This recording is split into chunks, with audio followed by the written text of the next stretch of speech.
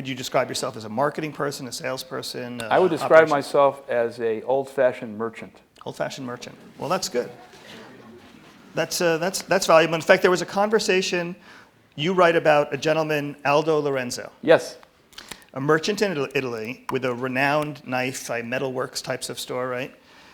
And you go to him for advice, or you really want to meet him. Yeah. And you're sort of set up on a sort of a blind date. He doesn't really know who you are, but you really want to meet him. One merchant to another, because you talk about in the book a lot about the romance of being a merchant and the storytelling that goes on. And then when he asks you, because he really doesn't know who you are, when he asks you how many stores you have. He has one store in Italy for 85 years. One store in Italy for 85 years. And then you tell him. Well, I was embarrassed when he said, how many stores do you have? And I think I whispered 16,000. And we had an interpreter, and I think when the interpreter said 16,000 in Italian, he said, what? Okay. But I want to go back to the merchant if I can. Yes. The first page in the book is a photograph. I know there's a lot of young people here who have no idea what I'm talking about, but for those of you over 40 or 50, at the age of 10, I was taken into New York City for the first time by my aunt, and she took me to Radio City Music Hall, and after that, for a bite to eat. And we walked into a Horn and Hardit automat. Yeah, love them. And at the age of 10, I couldn't understand where the food was coming from. And she told me there was a magician behind the window.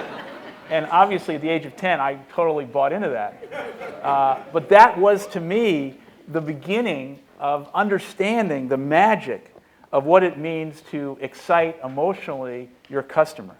Well, for years, in every city that I've ever gone in, I love to kind of walk the streets and just like a sponge, find a little nugget that someone is doing that perhaps I could incorporate in some way in Starbucks.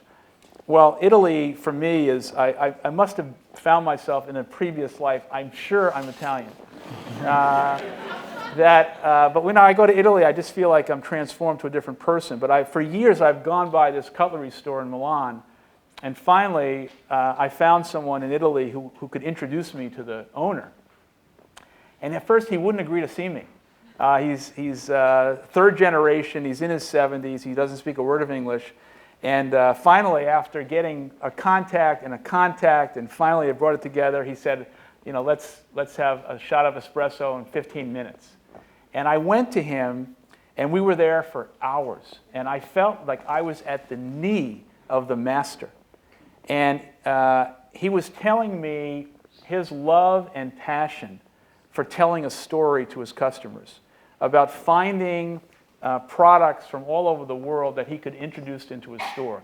And this is a store that basically sells cutlery and all different types of knives and scissors. It sounds kind of crazy, but you walk into the store and you are swept away, and you can feel the sense of love that has gone on in this store because of how it's merchandised, how it's displayed, and what this company stands for. And I opened the book with the photograph of the automat and then Aldo's story in Italian.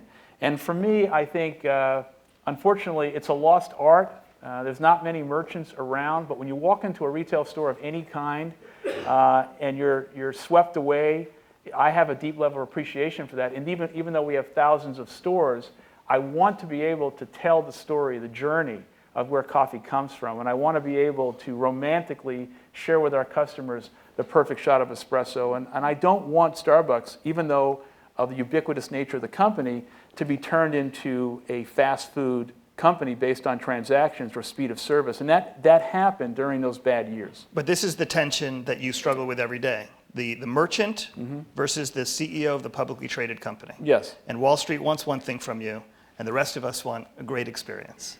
Well, and I don't think the two are mutually exclusive, but it is hard. I think we've been a public company since June of 1992, and for those people who were fortunate enough to invest in the company, they've had basically a 6,000% return on their money and over 50% in the last 12 months. It's incredible.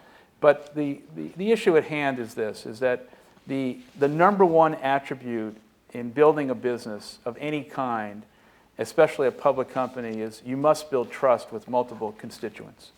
I think we have built trust with the street because of our performance. You can't manage the company on Wall Street's timetable, but you can manage the company effectively, I think, in a way that balances both. And I think we've been able to do that. I think Wall Street has expectations that are very short term, and we have to take the long view, but at the same time meet Wall Street's expectations. And I'm fairly proud of the fact that we've been able to do that.